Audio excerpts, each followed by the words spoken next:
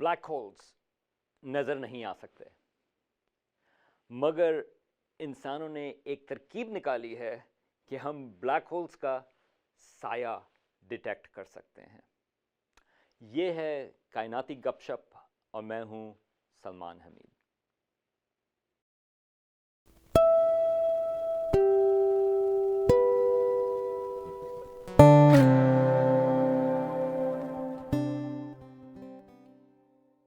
आज से कुछ 100 साल पहले 1915 में एल्बर्ट आइंस्टाइन ने अपनी general theory of relativity publish की, जिसमें ये चीज़ थी कि हमारी जो कायनात है वो स्पेस टाइम की बनी हुई है।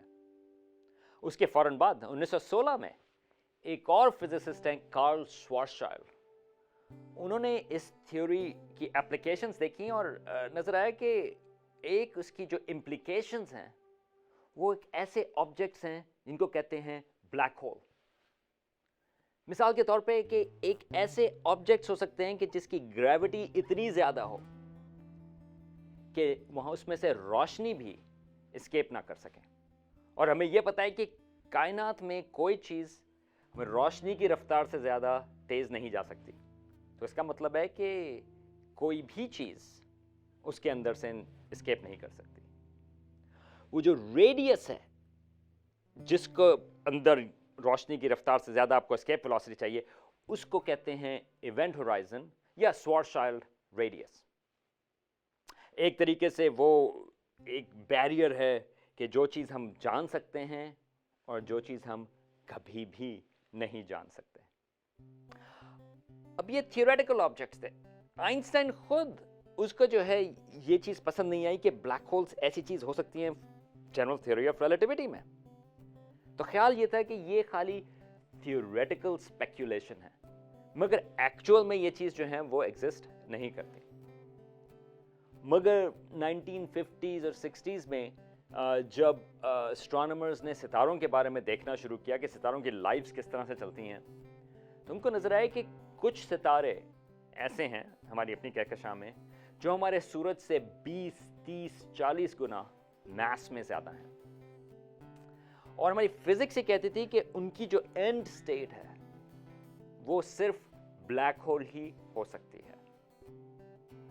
और पिछले कुछ डेकेड्स में एस्ट्रोनॉमर्स ने इनडायरेक्टली ब्लैक होल्स की एग्जिस्टेंस को उन्होंने कंफर्म किया है। मिसाल के तौर पर बाइनरी स्टार्स हैं जिसमें एक सितारा जो है वो एक ऐसे चीज़ के गिर्द घूम रहा है जिसको नज़र तो नहीं आ रही लेकिन उसमें मास मौजूद है, तो एस्ट्रोनॉमर्स का ख्याल है कि वो वाकई वो ब्लैक होल के गिर्द घूम रहा है। एक और चीज़ ये है कि जो गैलेक्सीज़ हैं, जो बड़ी गैलेक्सीज़ हैं, उनके सेंटर में एस्ट्रोनॉमर्स ने डिटेक्ट किया कि उसमें गालिबन सुपर मैसिव ब्लैक होल्स हैं। जो सुपर मैसिव ब्लैक होल्स का मतलब ये है कि वो उन ब्लैक होल्स का जो मास है, जो मादा है, वो हमारे सूरज से बिलियंस ऑफ टाइम्स ज़्यादा, अरबों गुना ज़्यादा है।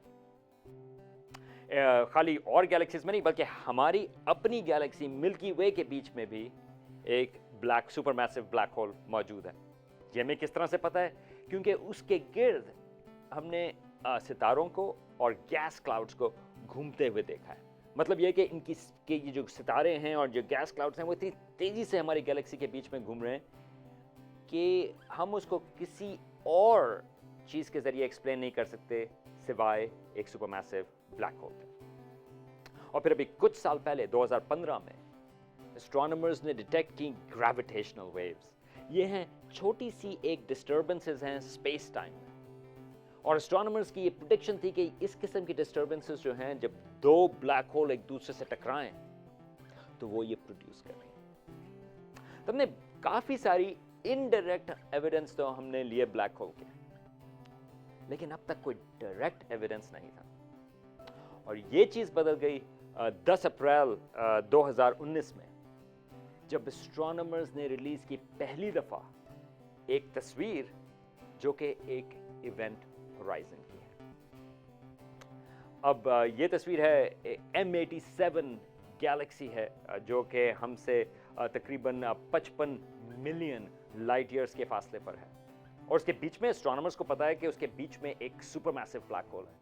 بلکہ یہ one of the biggest black super massive black holes ہیں. اس کا جو میس ہے وہ تقریباً 6.5 ارب گنا زیادہ ہے ہمارے سورج سے. 6.5 billion times more than the mass of our سن.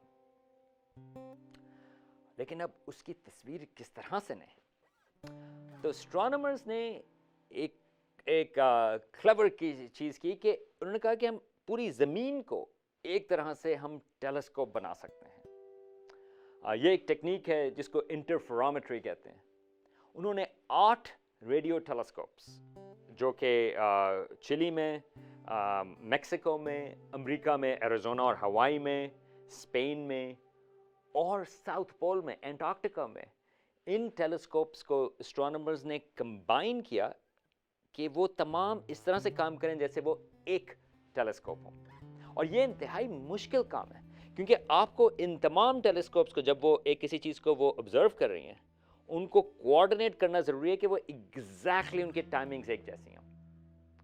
تو اس کے لیے انہوں نے کمبینیشن کے لیے انہوں نے ان ساری ٹیلیسکوپس پہ ایٹامک کلاکس کو انسٹال کیا جو کہ وہ ایسی کلاکس ہیں جس میں آپ خالی کیا کہتے ہیں 1 سیکنڈ ایک سے بھی کم سیکنڈ آپ کا لوز ہوتا ہے تقریباً ملین سال میں. اتنی ایکوریٹ وہ کلاکس ہیں. تو ان تمام ٹیلیسکوپس کو کمبائن کرنے کے بعد انہوں نے M87 کے بیچ کو آبزرو کیا. اور یہ جو کمبینیشن ہے ان ٹیلیسکوپس کا اس کی ریزولوشن مطلب یہ کہ کتنی چھوٹی چیز وہ دیکھ سکتی ہے وہ ایسی ہے کہ اگر آپ کے پاس کوئی کرکٹ بال ہو چاند کے اوپر آپ اس کو بھی دیکھ سکیں, آپ اس کے سرفیس فیچرز دیکھ سکتے ہیں اگر وہ چاند کے اوپر ہو. اتنی پاورفل ہے یہ ٹیلیسکوپ. تو انہوں نے کیا نظر آیا ان کو؟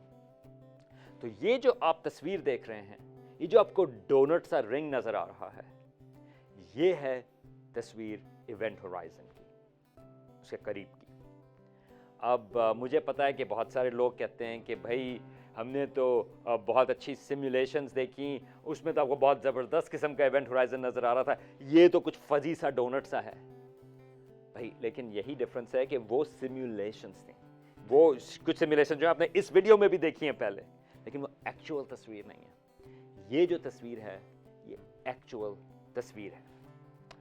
اچھا, اب اس میں آپ کو کیا نظر آ رہا ہے کہ تھوڑا سا کمپلیکیٹڈ ہے, لیکن میں اس کے بارے میں بتاتا ہوں کہ آپ کو یہ رنگ ہے کیا. یہ جو تصویر ہے, یہ جو تصویر ہے یہ بالکل ایونٹ ہورائزن کے قریب سے آئی ہے. ایونٹ ہورائزن کے قریب مٹیریل جو ہے وہ گھوم رہا ہے اور وہ انتہائی گرم ہے. اس کی فرکشن کی وجہ سے, بلیک ہول کی گریوٹی کی وجہ سے وہ انتہائی گرم ہے اور اس کی وجہ سے وہ لائٹ پروڈیوس کر رہا ہے. پلازما ہے ایک طرح سے اور جو لائٹ پروڈیوس کر رہا ہے. تو یہ جو لائٹ یا روشنی ہے, یہ جو فوٹونز ہیں وہ بہت سارے جو ہیں, جو اگر ایونٹ ہورائزن کے قریب ہوں گے تو وہ تو اس کے اندر چلے جائیں گے. اب ایک چیز جو آئنسٹائن کی جنرل تھیوری آف ریلیٹیوٹی نے بتائی وہ یہ تھا کہ جو گریوٹی ہے وہ روشنی کو بھی, فوٹونز کو بھی, لائٹ کو بھی وہ بینڈ کرتی ہے. تو اگر یہ فوٹونز اس بلیک ہول کے قریب ہیں, اس ایونٹ ہورائزن کے قریب ہیں, تو وہ بینڈ کریں گے, اور اگر وہ بینڈ کر کے بلیک ہول کے اندر گئے یا ایونٹ ہورائزن کے اندر گئے تو وہ تو ہمیں نظر نہیں آئیں گے. لیکن آپ یہ دیکھ سکتے ہیں کہ جو فوٹونز تھوڑے سے اس کے فاصلے کے اوپر ہیں وہ بینڈ ہوں گے, مگر بینڈ کر کے وہ بلیک ہول کے پیچھے سے واپس سے گھوم کر ہماری طرف ہمیں نظر آ سکتے ہیں. یہ تصویر, یہ جو تصویر ہے, یہ جو رنگ ہے, وہ اس ایونٹ ہورائزن کے قریب جو فوٹونز تھے جو ایونٹ ہورائزن کے اندر نہیں گئے بلکہ گھوم کے وہ اس کے گرد سے نکل کے وہ ہم تک پہنچے.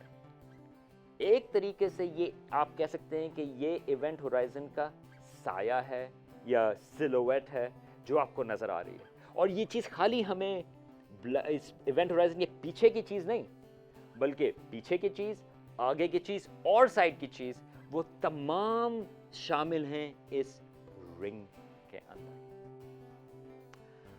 اور اس کے علاوہ آپ کو یہ نظر آ رہا ہے کہ یہ جو نیچے کا حصہ ہے اس رنگ کے وہ تھوڑا سا برائٹ ہے اور اوپر کا حصہ جو ہے وہ تھوڑا سا فینٹ ہے. اور یہ چیز بھی آئنسٹائن کی تھیوری آف ریلیٹیوٹی کی پریڈکشن ہے, کیونکہ جو چیز برائٹ ہے اس کا مطلب یہ کہ وہ جو اس میں سے فوٹونز ہیں, جو لائٹ ہے, وہ ہماری طرف آ رہی ہے, اس کو کہتے ہیں ریلیٹیوسٹک بیمنگ, اور جو اوپر کی طرف ہے وہ ہم سے دوسری کی طرف جا رہی ہے. تو کمال کی چیز یہ ہے کہ یہ جو شکل ہے رنگ کی اور یہ جو ریلیٹیوسٹک بیمنگ افیکٹس ہیں وہ ایگزیکٹلی پریڈکشنز تھی آئنسٹائن کی جنرل تھیوری آف ریلیٹیوٹی کی، اور یہ اس سے ایک دفعہ دوبارہ سے کنفرم کر رہی ہیں۔ لیکن اب ذرا بڑی بات کرتے ہیں کہ یہ جو تصویر ہے یہ ایک طرح سے امیزنگ ایگزامپل ہے ایک ہمارے انسانوں کی کوآپریشن کی۔ اس کے لیے 200 لوگوں نے کام کیا اور بے انتہا ٹیکنالوجی کو کمبائن کیا اس تصویر کے لینے میں۔ لیکن ان سب چیزوں کو چھوڑ دیں، آپ 1 منٹ لیں اور آپ سوچیں کہ یہ جو تصویر ہے، یہ جو رنگ ہیں فوٹونز کے جو آپ کو نظر آ رہے ہیں، یہ جو فوٹونز ہیں وہ ایک وقت ایونٹ ہورائزن کے بالکل قریب تھے، اور وہاں سے وہ نکلے، اس کی جو اکریشن ڈسک ہے وہاں سے نکلے، پھر M87 گیلیکسی وہ وہاں سے بھی نکلتے ہوئے آئے، اور ان کو 55 ملین سال لگے ان ٹیلیسکوپس تک پہنچنے میں، اور پھر وہ یہاں پر پہنچے اور اسٹرانومرز نے ان کو ڈیٹیکٹ کیا، اور 10 اپریل 2019 کو آپ نے اس کی پہلی دفعہ تصویر دیکھی۔ اور یہ ایک لحاظ سے امیزنگ ایگزامپل ہے انسانوں کی جستجو کی۔ ایک طرح سے آپ یہ کہہ سکتے ہیں کہ اس قسم کی چیزیں، اس قسم کی جستجو وہ ہمیں انسان بناتی ہے۔